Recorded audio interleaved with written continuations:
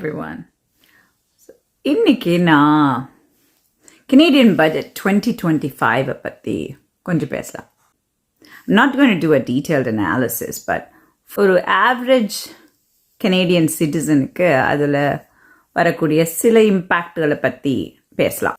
ஆரம்பத்திலேயே ஆப்பு தான் 40,000 public service jobs over the next 3 years போகிறது. பப்ளிக் சர்வீஸ் ஜாப்ஸுக்கு இப்படி ஒல வச்சுட்டு டிஃபென்ஸ் பட்ஜெட்டை ஏற்றிருக்காங்க. இது ஸ்டிப்புலேஷன் சவுத்தில் இருந்து வந்தது தான். அவங்க சொல்லியிருப்பாங்க ஏற்றுங்க, வேற வழி இல்லாமல் நாமளும் ஆமா சாமி போட்டுட்டு பண்ண வேண்டியது தானே. இன்ஃப்ராஸ்ட்ரக்சர் அதுக்கு பட்ஜெட் ஏற்றிருக்காங்க. இன்னும் ரோட் கட்டுறேன், லைட்டு போடுறேன், அப்படி இப்படின்னு எவனும் ஆட்டையை போட போகிறது.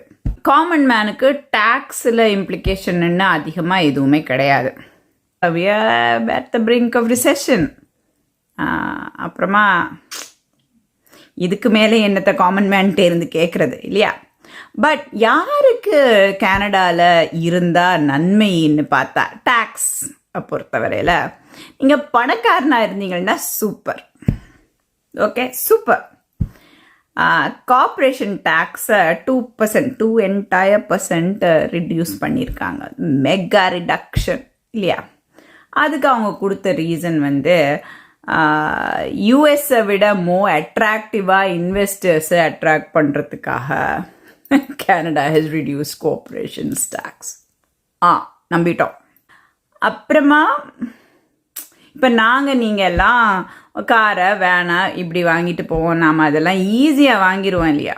பட் பணக்காரங்க பாவம் இல்லையா? இந்த ப்ரைவேட் ஜெட்டு, யாட்டு, போட்டு அப்படின்னு வாங்குறச்சு they are having to pay these luxury taxes. ரொம்ப பாவம் இல்லையா? ஸோ என்ன பண்ணியிருக்காங்க, அந்த லக்ஸுரி டேக்ஸை கம்ப்ளீட்டாக எலிமினேட் பண்ணிட்டாங்க, இல்லாமலே ஆக்கியாச்சு.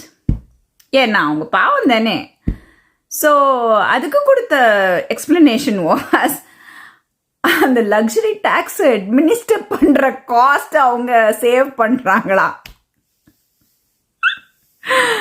அப்படி நமக்கேனைங்க தானே. ஸோ இந்த மாதிரியான எக்ஸ்பிளனேஷன்ஸ் தானே நமக்கு சரியாக வரும். இதுதான் general highlights of our budget. Sambar app எனக்கு